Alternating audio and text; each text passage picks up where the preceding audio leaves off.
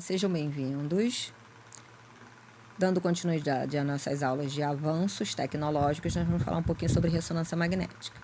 A ressonância magnética é um método de diagnóstico por imagem, um dos mais recentes que a gente tem dentro da área da radiologia, tá? Um dos mais novos.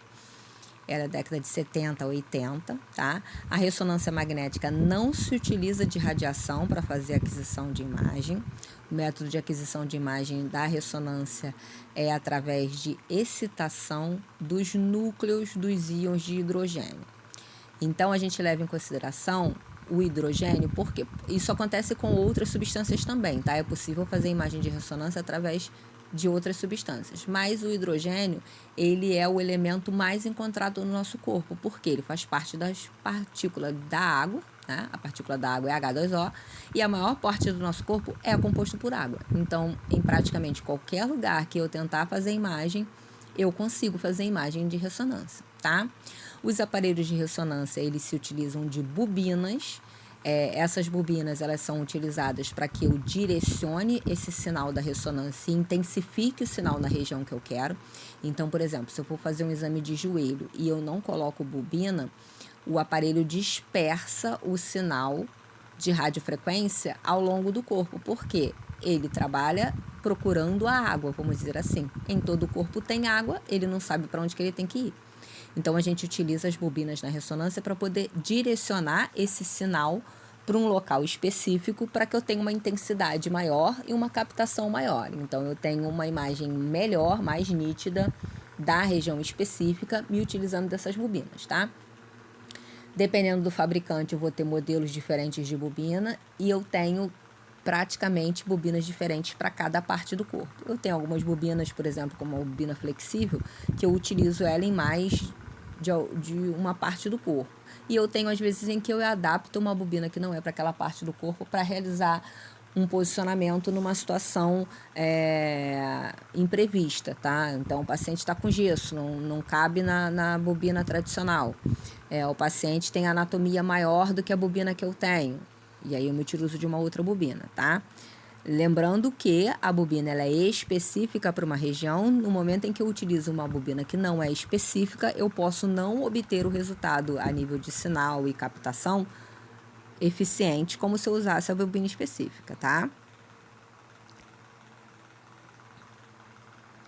Aí aqui eu tenho o aparelho de ressonância, ele é muito semelhante ao aparelho de tomografia, esse aparelho aqui é da Siemens. O aparelho ele é muito semelhante ao aparelho da tomografia, sendo que ele tem o scanner com uma estrutura maior, ele tem um túnel maior. Então, para o paciente claustrofóbico, normalmente isso é um problema. Ó, esse paciente aqui está utilizando uma bobina de superfície para captar o sinal na região do tórax e do abdômen, tá? Na ressonância, a gente tem possibilidades, dependendo do aparelho, claro, de colocar o paciente com a cabeça para fora, dependendo do exame que a gente vai fazer. Então, isso ajuda um pouquinho no paciente fóbico, mas dependendo do exame que o paciente vai fazer, a cabeça precisa ficar para dentro e quando ele tem fobia, às vezes ele precisa fazer esse exame sobre sedação, tá? Tem paciente que tem uma fobia muito crônica, ele não consegue entrar na máquina de ressonância por nada. E aí ele precisa passar pelo processo de sedação para realizar o exame. Então, a máquina de ressonância tem um grande ímã que interage com o corpo através de campos magnéticos e pulsos de radiofrequência. Ele cria imagens de alta definição e ele já faz imagem nos 3 planos. É diferente da tomografia, que faz apenas o axial e a gente reconstrói os outros 2.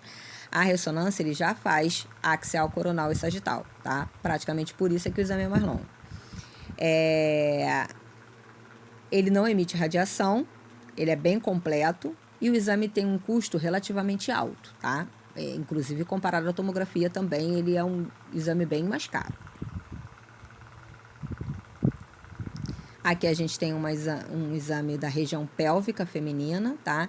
Então, a ressonância, ela pode ser feita a nível de pelve para ver o útero da paciente, ver endometriose, ver miomatose, ver cistos, ver praticamente tudo a nível de órgãos internos. A ressonância é capaz de fornecer um diagnóstico legal, excluindo o tórax para ver pulmão.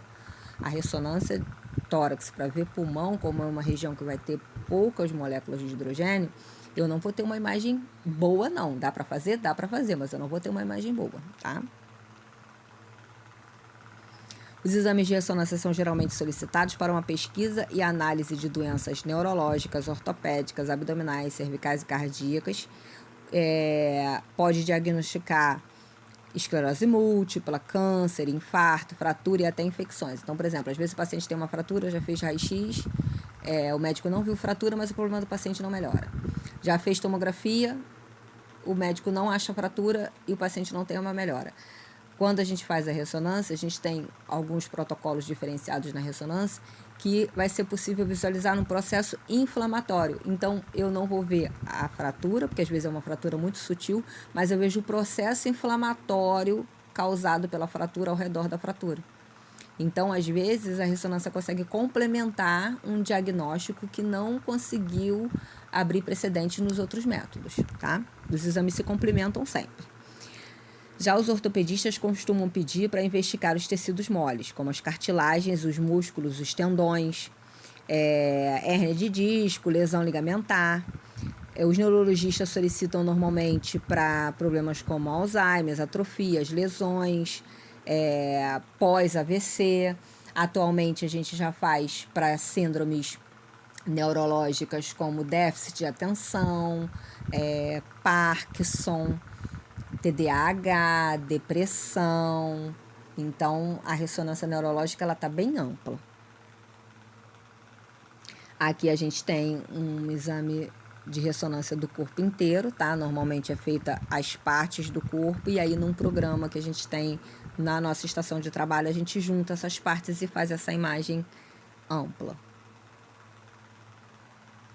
A pessoa deve tirar qualquer tipo de metal. No caso da ressonância, é imprescindível que retire todos os metais, porque o campo magnético ele pode aquecer esse metal ou puxar esse metal, e aí o paciente vai sentir desconforto, tá? Atualmente, a maioria dos aparelhos de ressonância ele tem um campo magnético de 1,5 Tesla, que é a unidade de medida do campo magnético do aparelho de ressonância. Esse aparelho de 1,5 Tesla, ele não é capaz de arrancar um metal do corpo do paciente, mas ele pode aquecer esse metal e queimar o paciente, tá? A gente tem alguns aparelhos de 3 Teslas, não tem muitos não, mas a gente tem um ou outro aparelho de 3 Tesla, que obviamente ele tem o dobro da intensidade e ele é mais perigoso ainda, tá?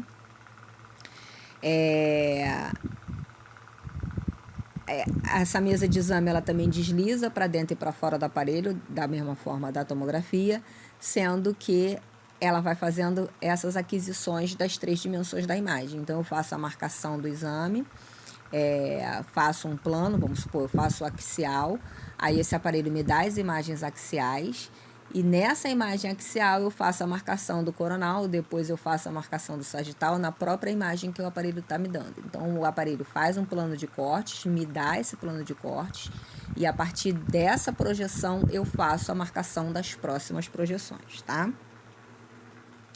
Na ressonância, a gente também faz a utilização do meio de contraste. O meio de contraste da ressonância é o gadolínio. Ele tem uma probabilidade alérgica bem inferior comparado com o iodo, e a quantidade de contraste que a gente utiliza na ressonância também é muito menor do que a gente utiliza na tomografia, tá? A ressonância também tem as suas reconstruções, mas elas são diferenciadas das reconstruções da tomografia, e elas são feitas numa proporção menor, porque como o exame já tem 3 dimensões, não são todos os exames que a gente faz reconstrução, tá? Essas imagens aqui, elas são imagens reconstruídas em que a gente coloca tonalidades para demonstrar intensidade de sinal de algum aspecto. Então, por exemplo, pode ser feito para captar intensidade funcional, pode ser feito para captar intensidade de contraste, aí vai depender de cada caso específico, tá? A ressonância ela produz um campo magnético forte, é preciso certificar de que nenhum objeto metálico esteja por perto durante o procedimento, mesmo que seja um singelo grampo de cabelo, ele pode virar um projétil quando se projetar pelo campo magnético. Pacientes portadores de marca-passo, catétere, implante coquear, clípse de aneurisma, precisam sempre notificar isso, tá? Então, tanto a tomografia quanto a ressonância tem os seus questionários que o paciente responde junto com a anamnese previamente ao exame. E aí eles vão informar qualquer situação, tá? Atualmente, paciente com marca-passo já faz ressonância em larga escala, já existem marca-passos que são compatíveis com ressonância magnética.